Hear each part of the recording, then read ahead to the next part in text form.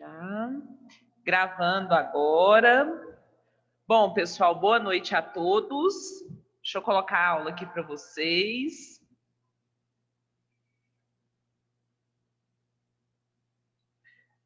Só um minutinho, por favor. Pronto. Só eu agora.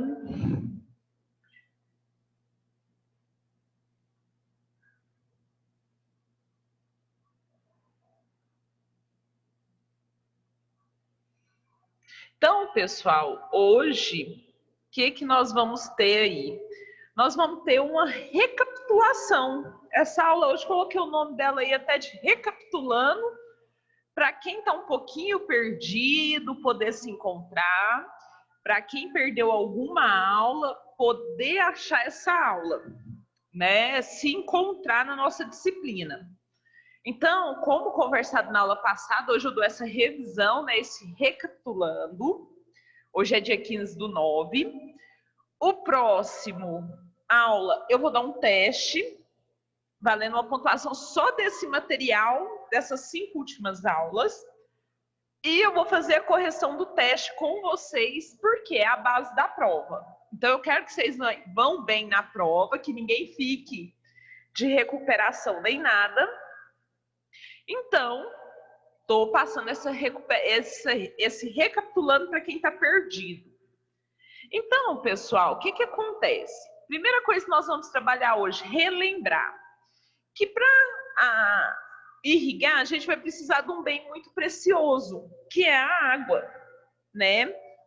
E quando a gente fala de irrigação, não é qualquer água. Até para irrigar, eu preciso de uma qualidade. Para a gente beber água, a gente não precisa de uma água de qualidade. A gente não aprende isso lá na escola, que a água ela tem que estar límpida, sem cheiro, invisível, transparente, né? Límpida, sem cheiro e sem gosto. Para a irrigação, a gente também parte para esse princípio, né? Que a água ela também tem que ser uma água de qualidade para irrigação. Por que a gente tem que preocupar com essa água da irrigação? Devido a uma coisa muito séria, conhecida como salinidade. Sal. Né? Eu expliquei que vocês podem acabar aí com a área gigantesca devido ao sal que tem na água. E para a gente ver essa qualidade da água, a gente passa por 3 fatores, 3 critérios. O primeiro é a salinidade. Além de afetar o solo, ele também afeta a planta. Se nesse solo eu joguei uma água muito salina, o que vai acontecer? O sal dessa água vai puxar a água da planta. Ela vai arrancar a água que está dentro da planta. Além de não disponibilizar água, vai puxar a água da planta. Então, essa salinidade é muito séria, tá? O segundo fator é a sodicidade. O que é essa sodicidade? Ela analisa o risco de que induz uma elevada porcentagem de sódio trocável com deterioração da estrutura do solo. O que é isso, Ana? É aquele sódio, aquele sal. Sódio é sal, pessoal. É aquele sal que está ali no solo que vai ocupar o lugar do nutriente. Nossa, então aquele solo fica assim, esbranquiçado. Esse sal expulsou o nutriente perdeu o lugar dele e ele ocupou aqueles espaços vagos. Então, o critério da sodicidade é isso, é contabilizar o sal que vai ocupar o lugar do nutriente, certo? O terceiro critério, pessoal, é o da toxicidade. Porque as plantas, elas sofrem toxicidade, sofrem muito com toxidez. Tem plantas muito sensíveis, mas nós também temos plantas muito resistentes. Tem plantas, como essa da figurinha aí roxinha, o que ela está fazendo? Daí a superfície de uma planta, ela está jogando sal para fora. E já nessa folha foi uma irrigação com conteúdo extra de sal que causou essa cristalização do sal na folha. Isso vem queimar essa folha e você vai perder toda uma lavoura. Então, a gente também tem que fazer uma análise da água para determinar a quantidade de sal que tem nessa água. Qual é a toxidez desse sal para essas plantas? Outro fator, pessoal, também que a gente tem que pensar, né? Outros critérios de qualidade vai depender de qual irrigação você vai trabalhar. Por exemplo, no caso da irrigação por gotejo, essa água ela tem que se passar por um filtro. Ela tem que ser, bem dizer, filtrada, não como a água que a gente bebe, mas ela passa por um filtro onde impede a passagem de partículas maiores que vai entupir os emissores da tubulação, ou seja, os buraquinhos ali onde essa água vai pingar. Certo? E em outros casos, a gente tem que tomar cuidado justamente com a quantidade de nutrientes que tem nessa água. Pode ser que seja uma água que está recebendo um poluente de uma indústria, aumenta uma quantidade tipo de nitrogênio, e esse nitrogênio fica disponível para a planta começa a sofrer com toxidez. Ou entra algum nutriente que não é bacana para a planta, né? E o que acontece? Ele começa a causar uma toxidez, retira o nutriente daquele solo, ele fica ali no local e a planta começa a sentir essa deficiência. Bom, quais tipos de água então eu utilizo para irrigação? 3 tipos, pessoal: superficial, subterrânea e a água residuária. A água superficial é que a gente está acostumado a ver aí, que a gente fala assim, a água do rio fulano de tal está secando. É uma água superficial. A água da lagoa, aquela lagoa está com baixa quantidade de água.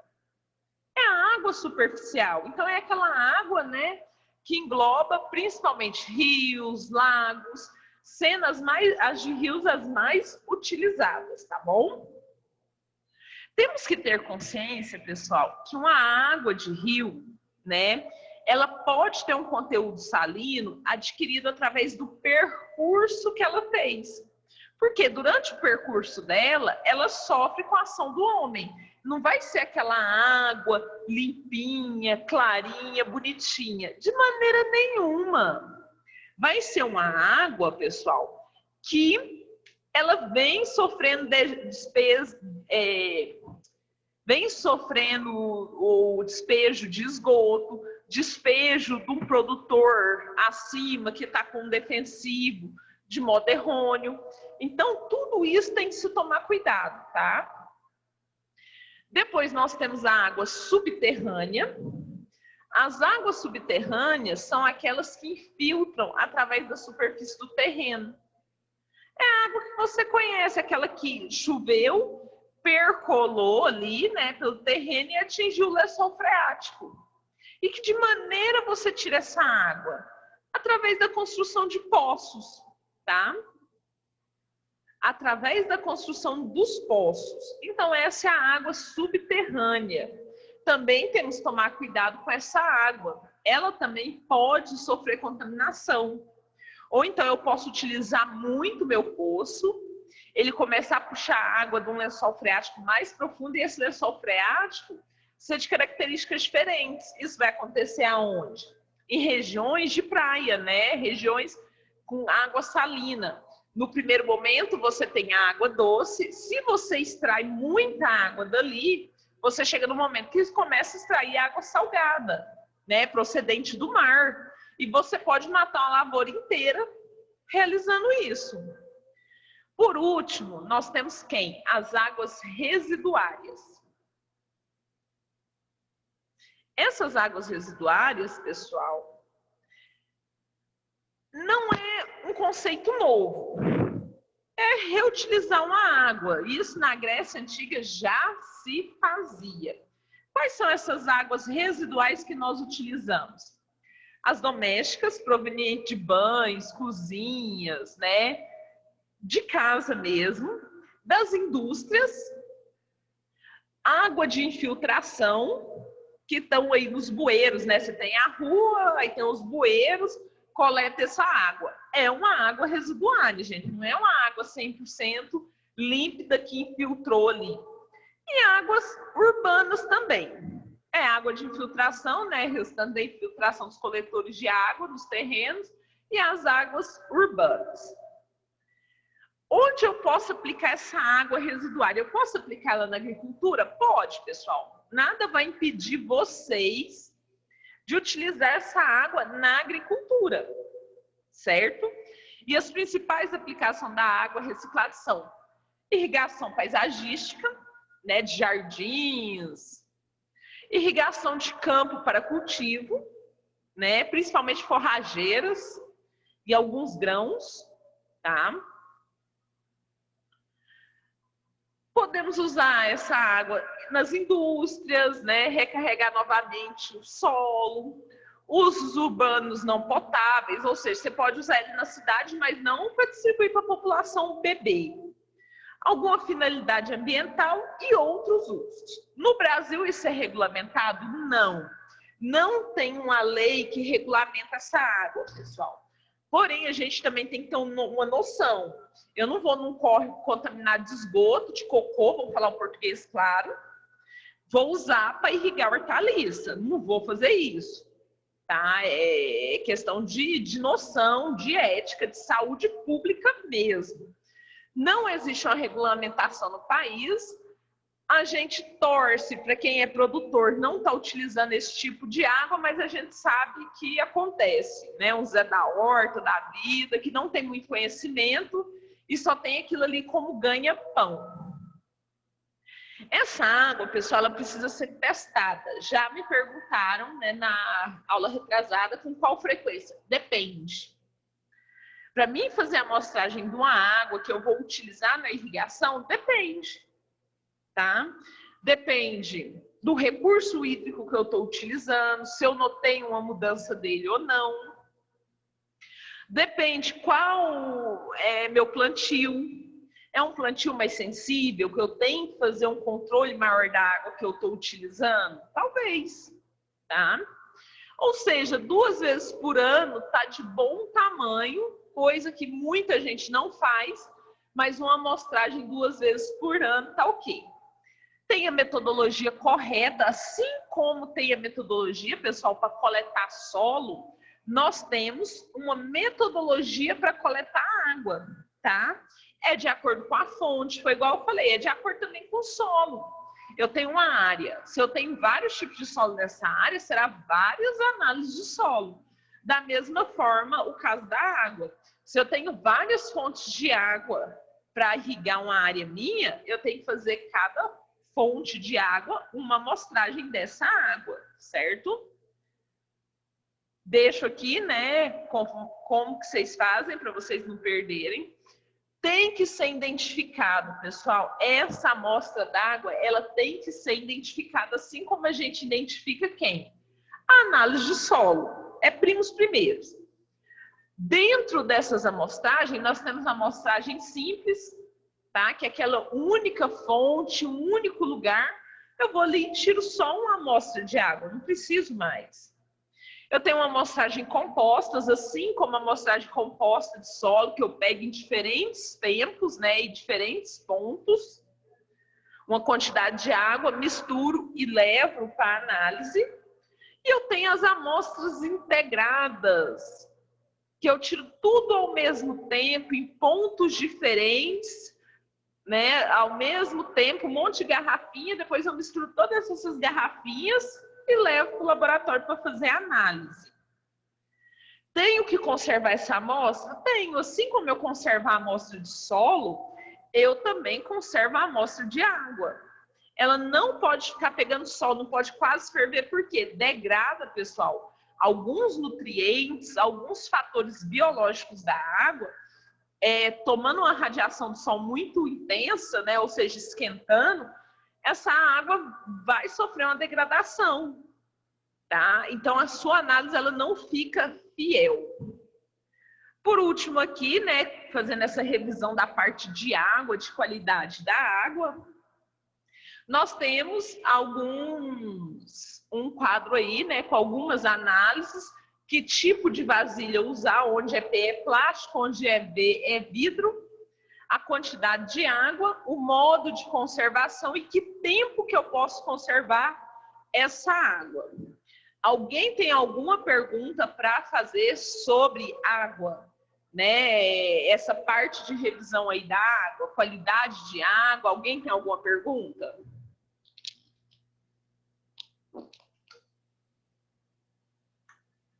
Que silêncio hoje. Uhul!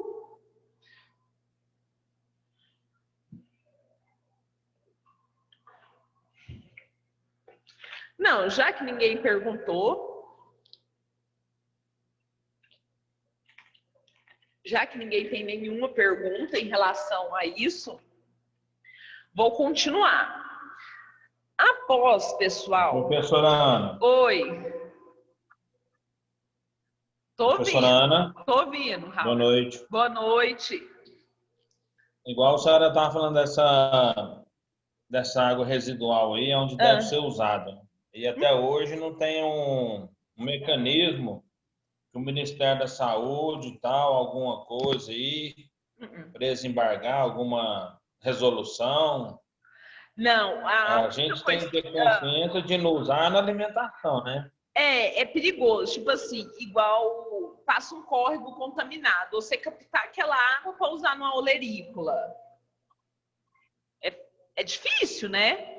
Então, assim, é consciência. Não tem uma regulamentação que fala assim, a água da horta na cidade tem que ter quais características. Não tem. É da consciência da população. É consciência. É igual eles falam que esse rio em São Paulo, que cruza São Paulo, é o Tietê. Ele só fala, arrecada dinheiro, mas nunca se faz nada para despoluir aquele rio. Aquilo ali... Dinheiro sai, toda vida não sei de onde. Todo mundo sempre está falando em despoluir o Tietê. E por incrível que pareça, tem pontos dele onde ele nasce que está limpo e tem pontos dele lá na frente, no final, que eles recuperaram. Só que aquele meião que foi tacando esgoto, aquilo ali só Jesus na causa. Principalmente porque a gente não tem uma política efetiva de saneamento básico. Se você for numa favela de São Paulo, o esgoto muitas das vezes está céu aberto. E vai cair aonde? No Tietê. Só que nós temos pontos no Tietê que já estão preservados. Só que aquele meião ali não tem vida mais. Tem não. Então, assim... A gente anda naquela marginal Tietê, a água do rio é preta. É preta e sem contar o mau cheiro. Ainda tem essa questão. Isso, ele castiga. Isso. Então, assim, ainda tem essa questão do mau cheiro.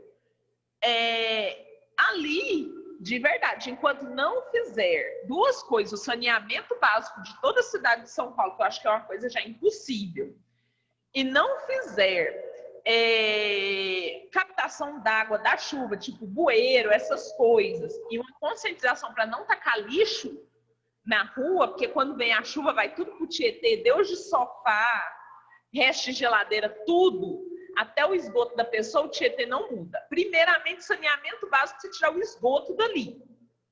O esgoto é que mata aquele rio. E o segundo é uma captação efetiva da cidade. Quando eu falo uma captação efetiva da cidade, um erro que eu vejo muito grande é que eu acho que todas as casas deveriam deixar parte do lote sem cimentar. Para que essa água infiltre no lençol freático e não escoe.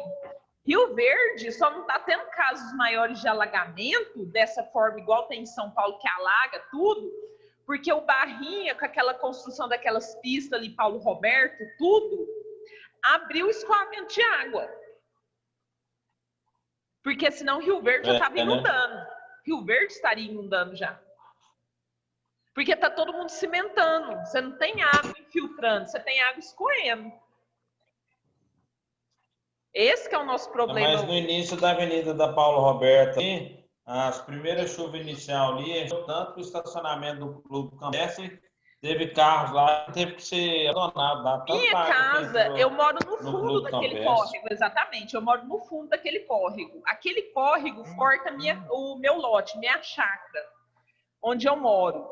Meu canil já teve que ser tirado dos animais e subir para dentro da minha casa, porque alagou. Eu tenho vídeos do córrego inundando minha casa. E o córrego do meu canil está 100 metros.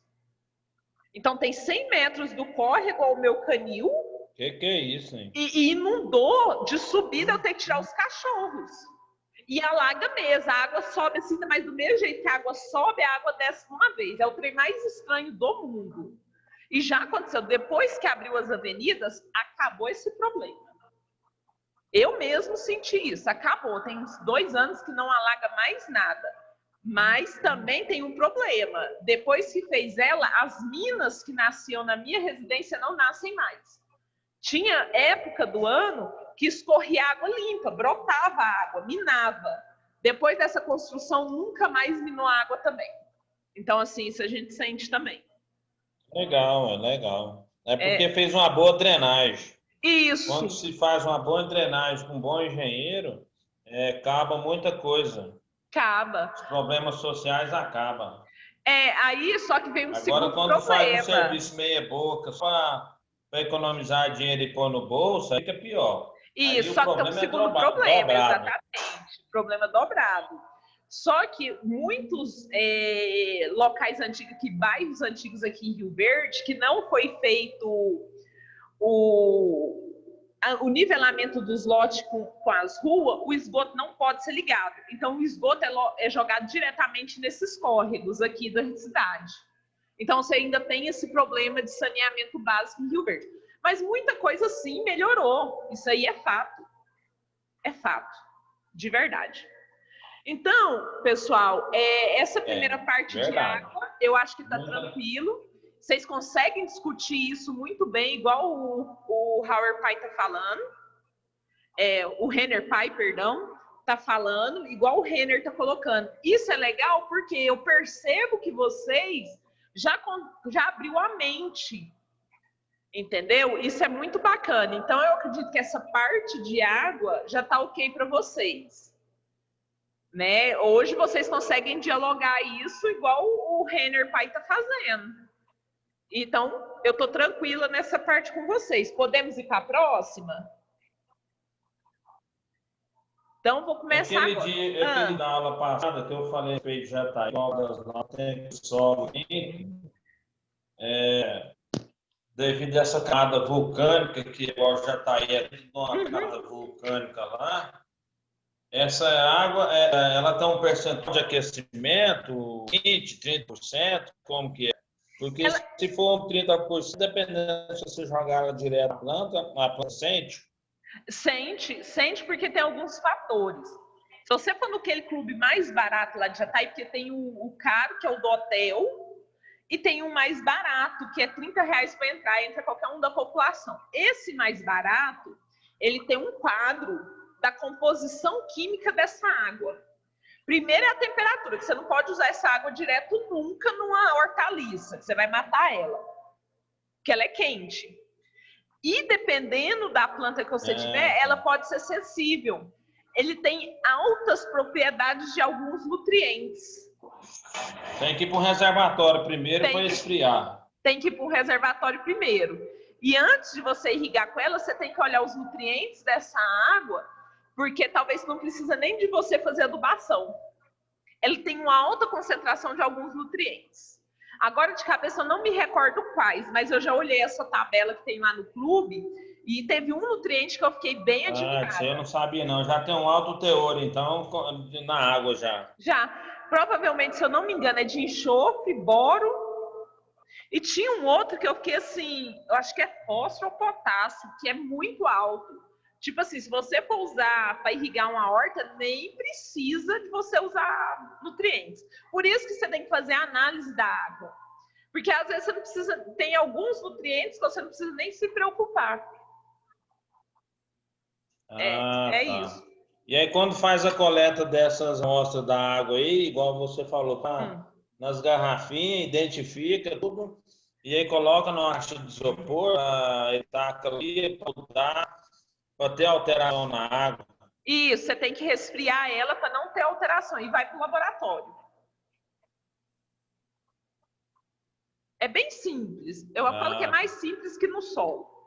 É muito interessante a coisa. A gente fica sem informação quando você começa a ter informação, aprender, tudo é falta de buscar, é informação, tudo é falta de buscar. A partir do momento que você busca, você tem conhecimento, você vê que não é um bicho de sete cabeças, entendeu? Não é. É tranquilo. E é bom essas informações que você leva até para o dia a dia. Não é só para o curso. Às vezes, em casa mesmo, nossa, alguém da família está passando mal, começa outro, você já pensa logo na água. Você fala, peraí, essa água está com problema. É coisa mínima, gente, mas que vocês levam para as outras áreas. Se você for abrir a mente, não é só para o curso, é para o dia a dia mesmo. Eu vou continuar, então. Tipo assim, se eu quiser pegar uma água, essa água daqui de casa, eu levo no qual laboratório para fazer uma análise? Porque essa água daqui do Veneza aqui, ela tem um sabor diferente. Eu não sei se é por causa do poço ou o que é, mas o sabor dela é diferente do outro setor onde eu já morei. Tá, ou às vezes é porque tem cloro demais na água, não sei. Pode ser. O que acontece? Aqui em Rio Verde tem vários laboratórios. Só você pôr na internet laboratório que faz análise de água em Rio Verde, o IF, quando estava funcionando, ele fazia de graça. Tá? Ele fazia isso de graça. E o que acontece? Tá. Você leva, eles falam que pode ser o excesso de cloro. E o excesso de cloro ou cálcio causa pedra nos rins. Aí você tem que tomar cuidado. Porque esse excesso de alguns nutrientes, para nós seres humanos, causa pedra nos rins. Legal, já não sabia disso, tá vendo como é que é? Pois é, tem que tomar cuidado, viu? Seríssimo. Principalmente com cálcio e cloro. E dependendo da quantidade de cálcio que tiver na sua água, você não absorve ferro. A minha até que busca hoje. Beleza, então, professor. Tranquilo. Eu vou continuar aqui, pessoal. Qualquer coisa vocês me chamam.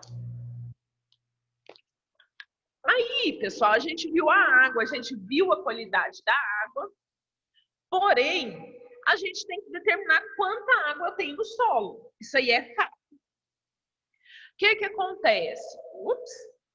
Tem vários métodos de determinação de umidade no solo, tá? E eles sempre têm a mesma finalidade, quantificar a umidade do solo.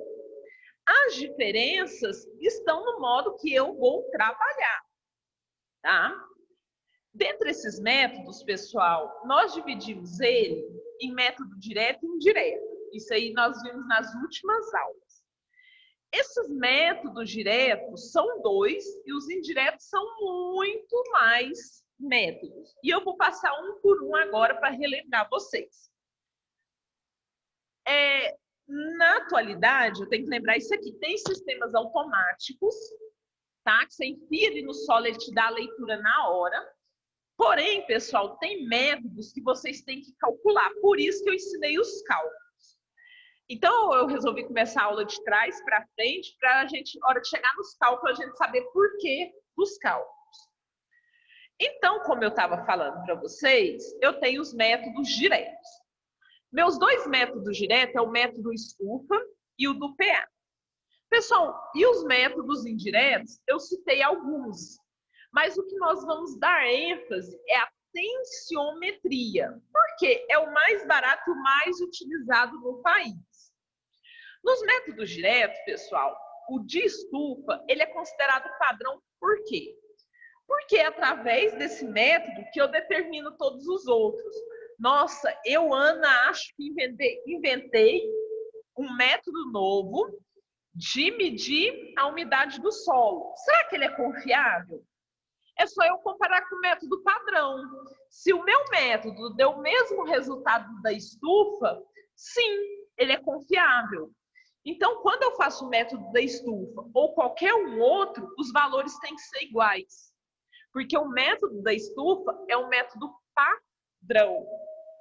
Ele é um método, pessoal, que eu pego minha amostra. Que jeito que é minha amostra? É através desse equipamento, que é um trato especial, e desse anelzinho, né? O qual eu vou encher de terra lá no campo. O que eu tenho que saber desse anel? Primeiramente, o peso dele vazio. Então, antes de eu sair doida para o campo, eu tenho que pegar ele lá no laboratório e pesar ele. Tá? Isso é muito importante.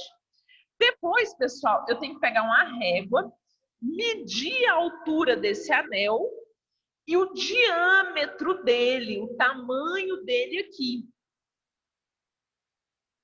Que é isso aqui que eu passei para vocês. Após eu fazer minha coleta, sabendo o peso do meu anel, sabendo a altura e o diâmetro dele, eu levo ele para o campo, coleto o meu solo, volto para o laboratório correndo para não perder umidade, eu ponho ele dentro de um saquinho fechado, não deixo no sol, ponho numa caixa térmica e volto para o meu laboratório correndo. O que eu vou fazer? Eu vou pesar ele.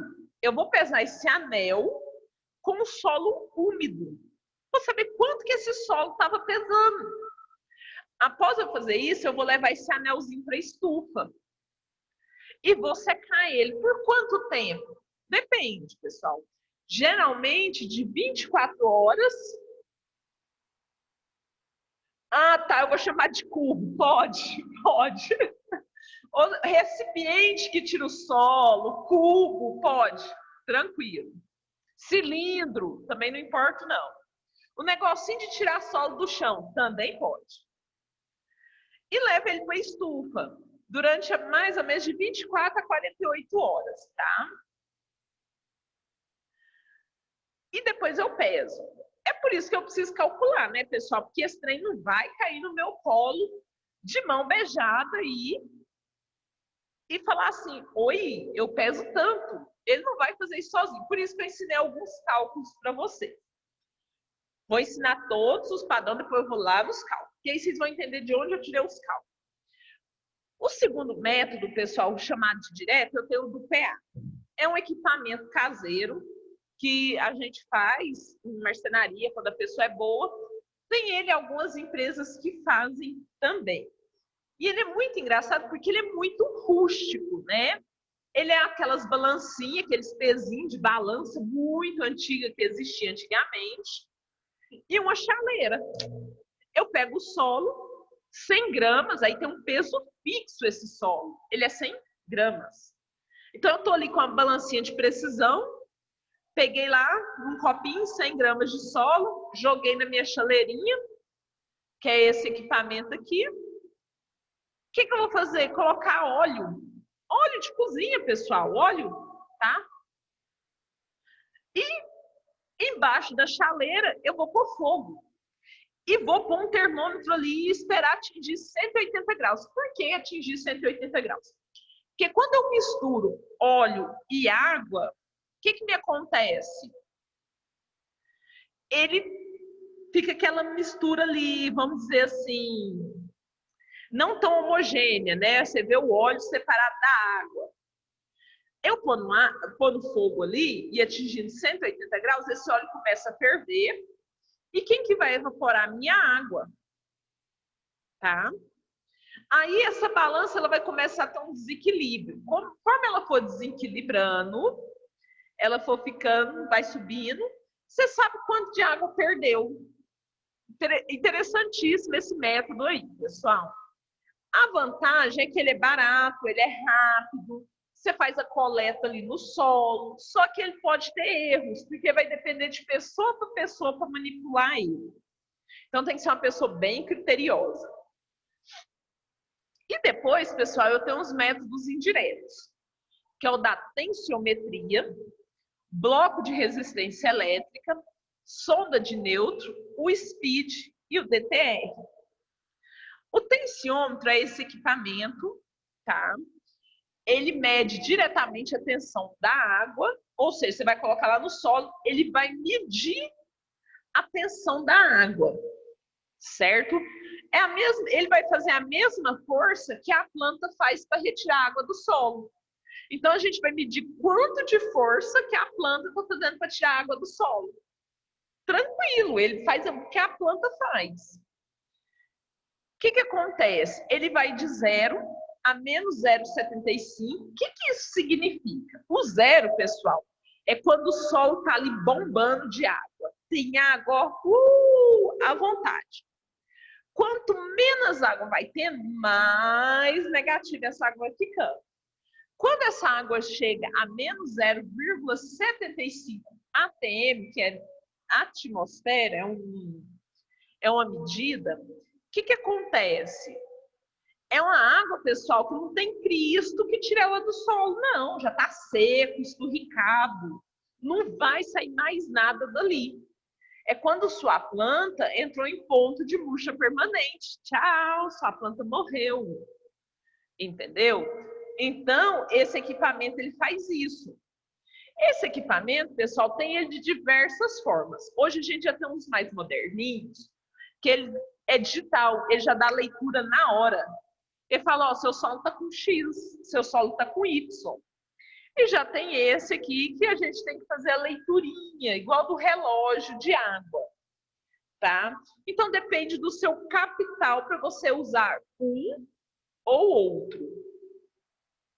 Esse aí é o tensiômetro, ele é muito simples, só tem que tomar cuidado com essa cápsula de cerâmica ao colocar ele no solo, porque ele que vai ficar em contato com o solo aqui e vai absorver a água e calcular, através do reloginho, conhecido como nanômetro, quanto de força ele teve que fazer para essa água subir, tá? Muito cuidado ao instalar ele no solo, devido à câmerazinha de cerâmica, certo? E aqui é a estrutura dele. Ana, mas que loucura! Quem que faz essa leitura? O mercúrio. Ele, dentro dele, tem um fiozinho de mercúrio, igual aqueles que a gente sacudia e punha debaixo do braço antigamente, né? E se você tivesse com a temperatura alta, você subia. No caso, quanto mais força ele faz para puxar água, mais esse mercúrio sobe e mais ele marca. Então, essa marcação é feita através desse fiozinho de mercúrio, tá? O que é essa fórmula aqui, pessoal? Ela é uma equação, vai que amanhã ou depois vocês precisem dela, por isso que eu vou explicar ela para vocês. Utilizada para determinar a tensão de água no solo para quem trabalha com tensiômetro. Então, o que acontece? O TA é a tensão da água. Você tem que calcular a tensão que essa água demorou para subir. Tranquilo, é isso que eu quero. O menos 12,6 é padrão. É um número padrão igual do π. Π é quanto? 3,14. Então, nesse caso aqui, ele tem esse 12,6 na forma. Que multiplica quem? Quanto meu mercúrio subiu. Que vai aparecer aqui no reloginho. Aí eu venho e coloco aqui. Minha altura 1. Que altura do solo está meu solo até o nanômetro? Tá? Até o negocinho de mercúrio aqui, o bacúolo. Você vai lá e vai medir com a régua. A Ana tá 8 centímetros. Você vai lá e põe 8 centímetros. E a profundidade que ele foi instalado. Você vai falar assim, para mim, Ana, foi instalado em 40 centímetros. No H2, eu ponho 40 centímetros. Viu que é muito simples? É o que deu lá no negocinho, a altura do meu mercúrio, com a altura da profundidade. É muito simples, é só uma leitura, tá bom? Se caso alguém algum dia vir precisar, vocês sabem onde encontrar isso aí. Expliquei que os sensores estão instalados próximo a onde as raízes da planta. Adianta eu ter um plantio e instalar esse trem 5 metros de distância? Não, gente. Eu quero saber da minha água que está ali, ó, bem próxima do pezinho da planta. Mais um exemplo aí para vocês, para quem não estiver entendendo, tá? Eu deixei aqui o porquê que é instalado dessa maneira. E o que tudo isso que eu estou mostrando para vocês fazem? Fazer aquilo que eu preciso, de saber quanta água meu solo segura e quanto de água meu solo perde. Por que vocês precisam fazer esses cálculos que eu estou ensinando para vocês? Porque até o momento nós só estamos aprendendo a umidade. De que passar a avaliação, o que nós vamos aprender a fazer? A calcular a quantidade de água que minha planta precisa. Então, para mim calcular a quantidade de água que minha planta precisa, eu tenho que saber quanto que meu solo segura e quanto que meu solo é ponto de murcha permanente. Então, tanto o método da estufa vai servir para isso, o tensiômetro vai servir para isso, e o do PA vai servir para isso e todos os outros que eu ensinei. Lembrando que isso vai depender de cada solo vai ter a sua característica. Então, eu sempre vou ter que ficar atento que tipo de solo é o meu, porque um solo argiloso, ele demora mais tempo que um solo arenoso para perder água. Mais uma vez aqui, o solo arenoso demorando mais tempo que o solo argiloso, demorando mais tempo para perder água que o solo arenoso. Olha tanto que a curva de perda do solo arenoso, ela é abrupta, ela é rápida. E também eu vou saber se um solo meu é compactado ou não. Fora o tensiômetro, pessoal, eu havia explicado sobre a panela de pressão, né, conhecida como panelas de Richards, que é o nome do rapaz que inventou tudo isso. Expliquei sobre os blocos de resistência elétrica. Você só chucha ele aí na terra, ele faz a leitura para você, porém ele é sensível, tá? Vocês têm que tomar muito cuidado com essa questão. Ele chama boiuiocos, devido também ao inventor dele ter esse nome, que é pior que o meu. Nós temos aí o bloco de resistência elétrica. Qual que é a vantagem? Que ele fica no solo e você só liga o equipamento dele e ele faz a leitura. Isso é muito bom. É um pouquinho mais caro, mas é ótimo. Falei da sonda de nêutrons. Ela é muito complicada, tá? Radioativa, então tem que tomar cuidado quem mexe com ela.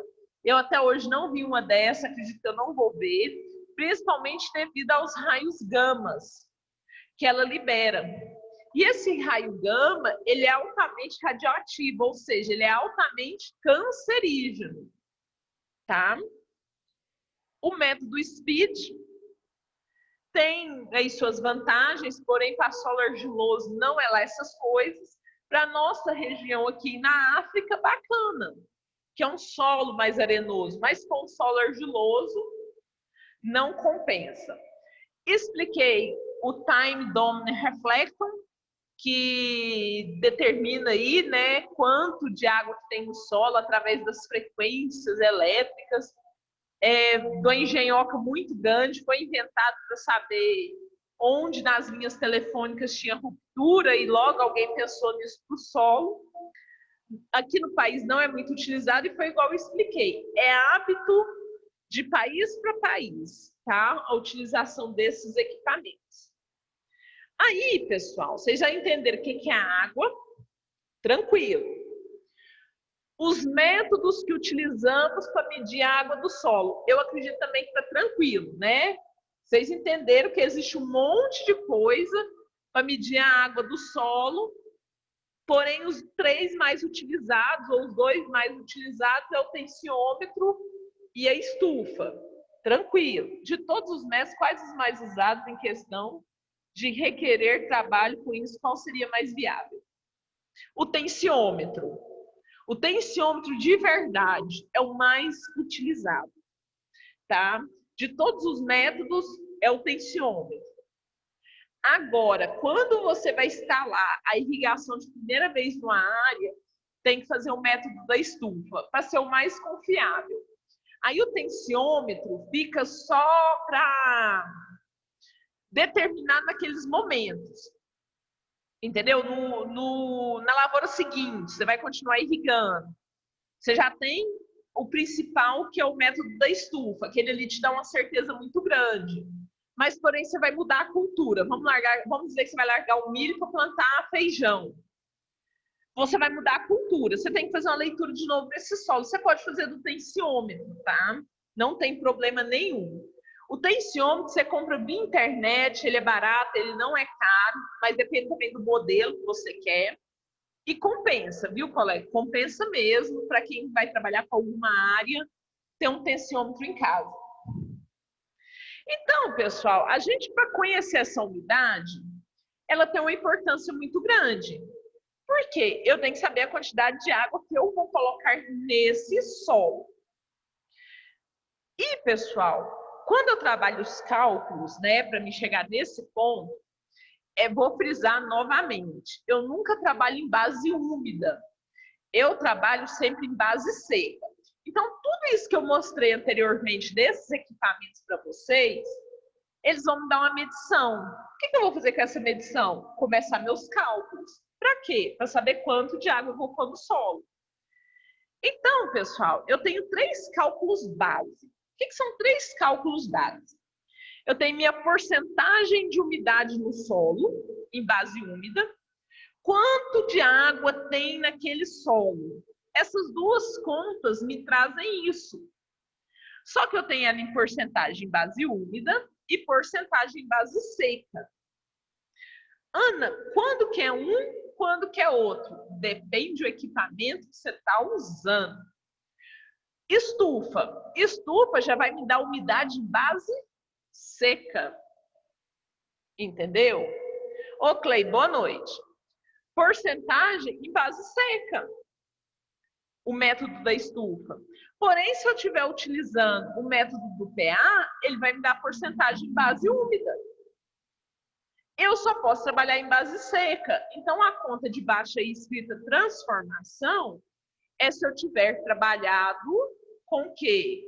Com base úmida, eu vou precisar fazer uma transformação. Certo?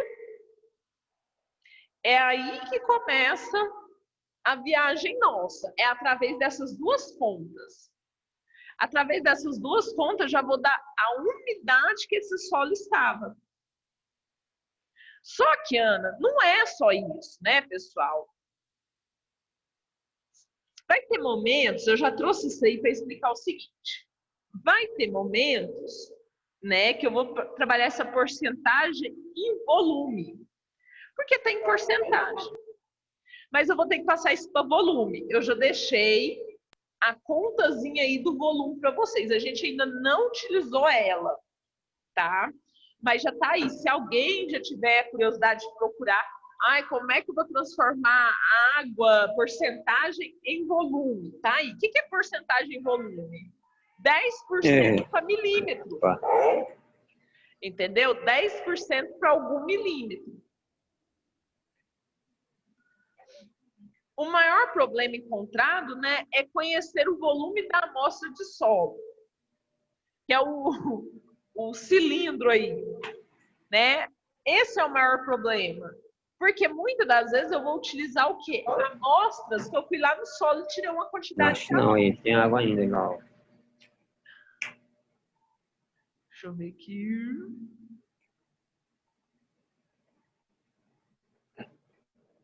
Não, coloquei eu mesma. Peraí, pessoal.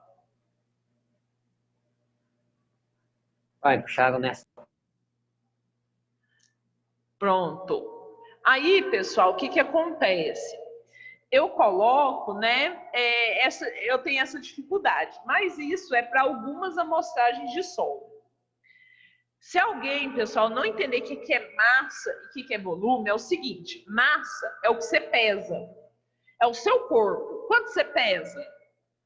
100 quilos. 100 quilos é seu peso, é sua massa. O volume é o espaço que você ocupa. Tá, você pesa 100 quilos, mas a sua circunferência, o seu volume é de quanto? Entendeu? Qual que é o espaço que você ocupa? Então, essa é a diferença de massa. E essa é a diferença do volume. Volume é o que você ocupa, massa é o que você pesa. E tá aí, né, pessoal? Umidade de peso. Quanto de massa de água que eu tenho em massa de solo? Ana, como assim? Eu peguei uma amostra lá no solo, uma amostra de qualquer jeito. Eu não tinha meu cilindro para ir lá e pegar aquele solo. Eu tive que pegar uma pasada lá e coloquei dentro de um saquinho e levei para o laboratório. Tá, o rapaz vai pesar o seu solo. seu solo úmido, tranquilo. Depois ele vai pesar novamente seu solo seco. Então, o peso do solo seco é o quê? Massa. E o que evaporar vai ser o quê? Massa de água. Então, quando eu começar a falar massa de água, massa de peso, é aquilo que foi pesado, pessoal, que tem peso. Por que eu estou falando isso para vocês? Porque vai chegar no momento que a gente vai precisar da densidade do solo. Essa aí é a fórmula da densidade, caso a gente venha precisar, né, pesquisar em algum lugar. Eu vou dar lá na fórmula? Vou dar lá na fórmula, bonitinha para vocês. Mas caso às vezes você esteja lendo alguma coisa e que fale da densidade aparente, vocês querem saber como é que a gente faz uma densidade aparente do solo, eu coloquei a fórmula aí para vocês. O que é a densidade, Ana? É quanto 1 quilo de solo ocupa de espaço.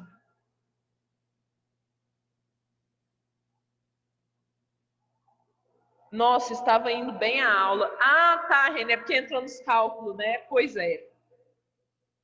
Não tem como a gente fugir, tá? Esse daí não tem como a gente fugir, mas eu tô explicando. Depois nós complicamos, tá? Mas você vai ver que vai ser tranquilo. Então, pessoal, Ana, mas essa densidade já está feita? Já, tá? Essa aí é a densidade dos nossos solos. O que quer dizer densidade mesmo? É quanto 1 quilo de solo ocupa em volume. Então, vamos pensar assim, eu fui lá no solo arenoso, peguei um saquinho, pesei 1 quilo de solo arenoso. Agora eu quero guardar ele num potinho. Agora é aprender. Eu quero guardar ele num potinho. Eu vou precisar de um potinho de que tamanho? De 250 ml? De 300 ml? Isso que é densidade. É quanto uma quantidade, um peso de solo cabe num volume que eu quero guardar. Isso é densidade. Tá? É coisa de doido mesmo, pessoal. Não tem como. Aí, pessoal, veio os cálculos, que muita gente falou assim, Ana, complicou a minha vida. O que acontece? Esse é o cálculo aí, pessoal, mais ou menos, tá? Para o método de estufa. É um exemplo que eu já dei, já passei exercício, eu coloquei ele aqui, porque quando vocês forem fazer o teste, vocês já têm uma rapidez para olhar. Nesse daqui, pessoal, eu trago o seguinte, determinando se a umidade de um solo foi encontrado o valor de 20% do peso. Significa que eu fui lá, peguei uma amostra de solo, sequei ela e 20% dela evaporou, era água. É a mesma coisa que falar assim, vocês, pessoal, peguei 1 quilo de solo, pesei aqui 1 quilo. Levei esse 1 quilo de solo e sequei. Quando eu tirei ele, só tinha 800 gramas. 20% era água, foi embora, certo? Esse solo, pessoal, digamos que ele é um solo o quê? Tá aqui, ó. Siltoso. Siltoso por quê? Ele tem uma densidade de 1,2. O exercício já deu a densidade. Olha que beleza, você já não teve nem que calcular. E é cultivado por uma cultura que apresenta uma profundidade efetiva do sistema reticular de 50 centímetros. O que o exercício quer? Determine a porcentagem de umidade em volume, bem como a água armazenada no solo em milímetros. Nossa, acabou com minha vida. Nem tanto, gente. Eu já tenho volume, tá? O meu volume lá que foi encontrado, né, o peso dele, o peso, agora eu vou transformar em porcentagem de umidade, porcentagem de umidade de volume. Então, eu tenho o peso, é 20, coloquei ali, multipliquei pela densidade, deu 24, tranquilo, perfeito. E o Zzinho, o que é o Zzinho? O Zzinho é a raiz da minha planta. Eu posso trabalhar com a raiz da minha planta em centímetros? Nananina não, tem que ser em milímetros. Então, eu vou fazer 24% de 500 milímetros, que vai me dar uma média de 120 milímetros de água. Só que eu tenho que transformar esses milímetros de água em metro cúbico. O que eu faço? Multiplico por 10, que vai dar 1.200 metros cúbicos de água. Morreu aí, pessoal. Nossa, mas a Ana é doida. Ela falou que tem um trem de base úmida, base seca. Aqui está a transformação. Porcentagem de umidade em base úmida. 20 gramas de água em 350 gramas de solo. Eu coloco a quantidade de água dividido pela quantidade do meu solo. E multiplico por 100.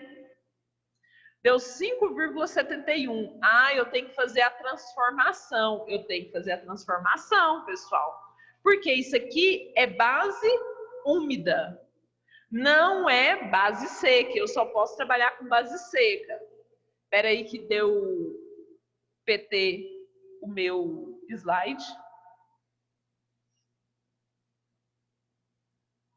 Tá, na teoria tá fácil, quero ver na prática. Se você já aprendeu a teoria, meu filho, você tá com 50% de caminho andado para 60%. Por que eu te falo isso? A hora que você pegar a prova, eu não vou fazer peguinha na prova, não. Não vou, de verdade, gente. Isso daqui já não é muito bonito. Se eu começar a inventar, vocês vão me xingar até minha 5ª geração para trás e a minha 5ª geração para frente. O que eu vou fazer? Eu vou pegar desses exemplos. Porque eu não quero que vocês gravem nada, eu quero que vocês aprendam.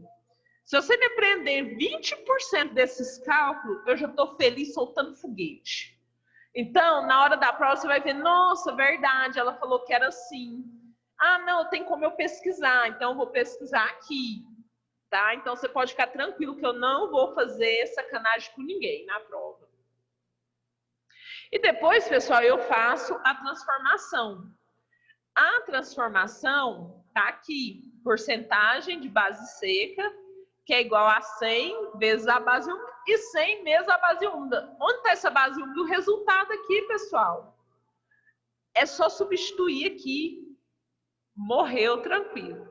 Se eu tenho base seca, eu não tenho que fazer transformação, tá? E o exemplo. O cálculo meu vai direto, tá? Esse aqui é mais novamente um exemplo, né, daquele da raiz lá que eu falo da profundidade. Novamente, deixei mais um exemplo aí para vocês estar puxando na memória, tá? Quando for fazer o teste. O mais complicadinho foi esse aqui, né, pessoal? Que aí envolve até o tamanho do cilindro que nós utilizamos lá para fazer a análise do solo, para levar para a estufa. Esse é o mais complicadinho, mas vocês têm que lembrar o seguinte, eu faço 3 pesos. Eu primeiro peso o cilindro ou o anel vazio, sem nada. Depois eu peso ele com solo úmido e depois eu peso ele com solo seco. É o M1, M2, M3. É só eu puxar na memória como que eu levo esse material do campo para a estufa.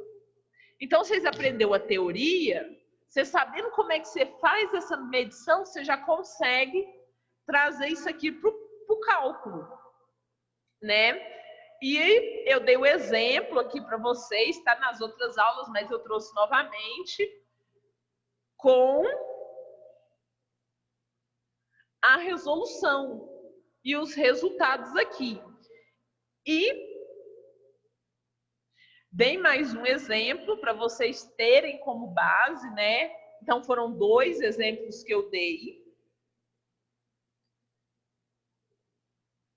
E um eu passei para vocês. E coloquei as fórmulas aqui feitinhas, né? O que vocês vão ter que fazer por vez? Tem que gravar a fórmula? Não, gente. Hoje em dia a gente não grava a fórmula. A gente gravava a fórmula na minha época, 1900 e bolinha. Hoje a geração de vocês não precisa gravar a fórmula. Por quê? A gente for ler isso no celular, a gente pega, a tecnologia está aqui na nossa mão. Há uns 10, 20 anos atrás, não era essa coisa bonita. Então a gente gravava as fórmulas de matemática na cabeça. Hoje não, hoje eu não vou preocupar com vocês gravarem fórmulas, estou preocupada que vocês saibam substituir. O pi é sempre 3,14, tá? Nunca esqueçam disso. Ô, Ana. Oi. Só me tira uma dúvida aí. Então, calcular essa densidade, então, na verdade, não tem essa multiplicação por 100, certo? Natal, pior que tem. Eu fui pesquisar e pior que tem. Caraca, então explica ela aí para mim. Explica ela para nós, por favor, que aí eu fiquei confuso, então. Aqui, ó. Quer ver? Deixa eu abrir um espaço aqui.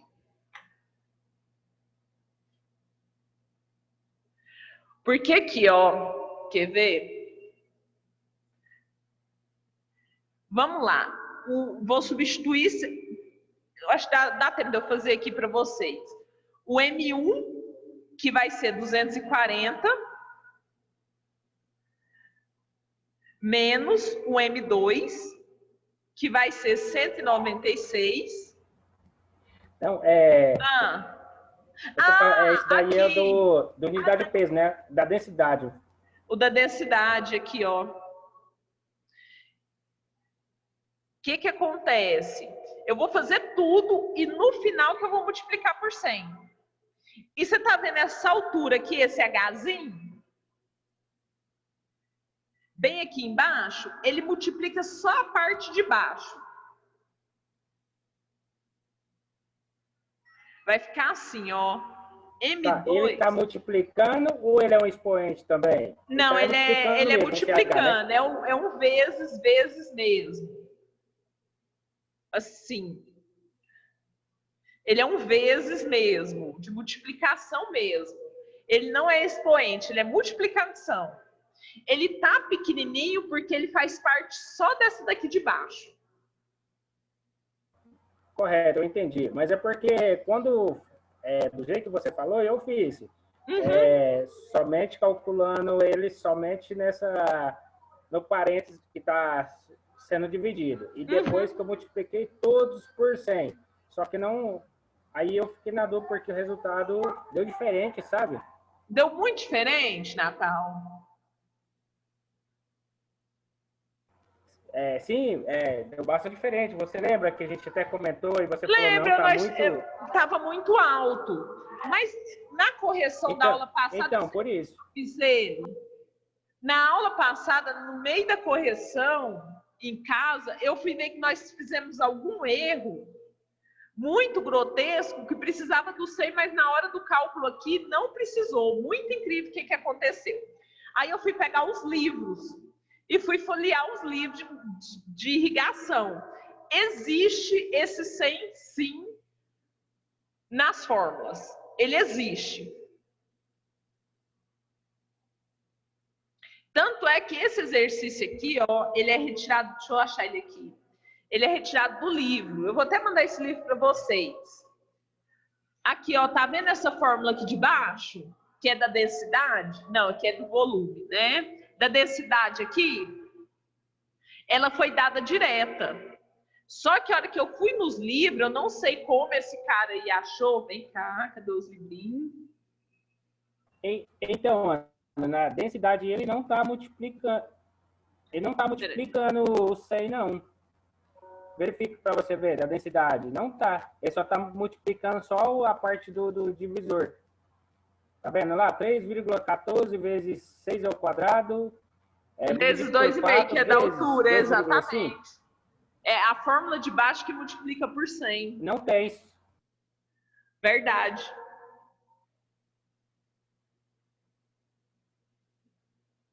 Do volume da densidade que não tem. Tem umidade de peso, umidade de volume, mas não tem da densidade. Realmente. Então, aquela forma que você passou para nós, realmente está correto mesmo. Ele não tem. Não tem. Ele tem somente de peso, volume. Isso. Você está correto. Isso. É verdade. Não tem mesmo.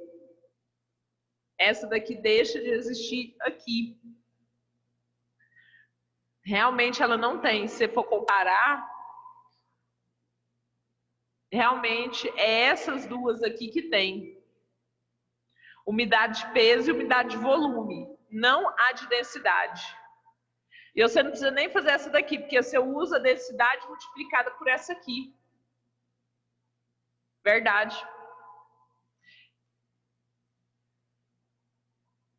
É isso mesmo. Então, ok. Era só que era questão de dúvida mesmo aqui, que eu estava... É porque acabou, confundiu mesmo. Eu esqueci de fazer a marcação. Tá certo. Essa tá certinho. É na outra que tem. E eu fiz confusão mesmo. É isso. Cálculo, pessoal, vai cair? Infelizmente, eu tenho que colocar. Porque o que acontece? Pelo menos base úmida e base seca, vocês têm que saber. Por que vocês têm que saber? Porque amanhã ou depois, o que nós vamos ter que fazer? Nós vamos ter que calcular a lâmina da água. E a base do cálculo da lâmina da água é muito simples, só que é em base seca e base úmida. Então, o que acontece? Pelo menos isso eu quero que vocês saibam. Alguém tem mais alguma pergunta e algum questionamento para fazer ou não? Tá tranquilo? Por enquanto tá, né? O que acontece, pessoal? Na próxima aula vai ser o teste. Eu vou ficar o tempo todo online, tá? Quem tiver na aula, quiser fazer pergunta, tirar dúvidas, eu vou fazer isso durante a aula, tá bom? Então, quem quiser fazer o teste, tá complicado, não vai estar, Wilker. É sério, não vai estar. O que acontece? Na hora da prova, quem quiser fazer ela no meu horário de aula e já tirar as dúvidas, tranquilo, tá? Por que eu tô falando isso? Porque do meu teste vai ser na prova, e a prova eu não posso ajudar vocês. Então, a hora de esclarecer as dúvidas que ainda tem vai ser no horário dessa aula. O teste vai valer muito ponto. Para quem entrou depois, vai valer todos os pontos de atividades. Quem já fez algumas atividades, o teste vale 10 pontos, tá bom? Então, vale muito ponto. Para quem não fez, vale 20. É muita coisa, pessoal. Passa no zap os cálculos para a gente fazer. Posso fazer uma lista de pequenos exercícios. Para mim, não tem problema nenhum. Tranquilo, tá? Eu também vou passar no zap a lista de fórmulas que vocês vão precisar, tá? Para a hora da prova. Que vocês já quiser fazer um rascunho do ladinho de vocês, vocês podem fazer. E passo sim, eu vou fazer uma lista de uns 20 cálculos e mando para vocês. Faz quem quer. E a aula prática, praticar mesmo. Sim. Sim. Tá?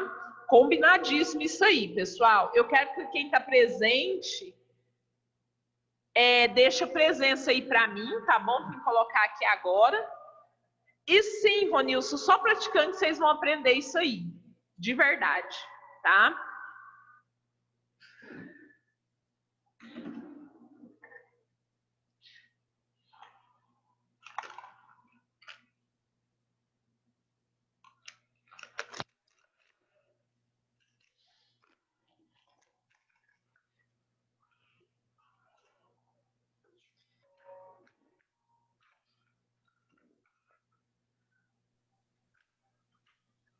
Estou presente. Antônio, eu vi a hora que você entrou, Antônio, só que eu estava falando, deu tempo nem de falar boa noite para você, Antônio. Boa noite. Boa noite. Olá, Ana, boa noite. Boa noite, gente. Bom descanso para vocês.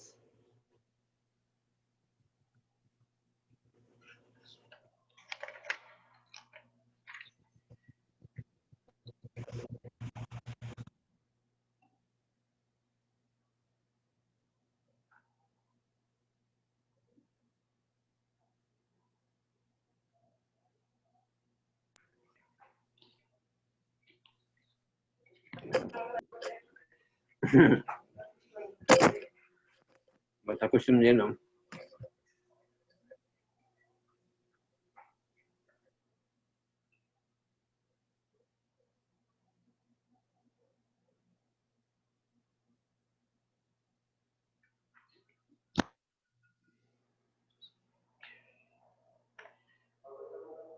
Mas já pausei. Tá pausada?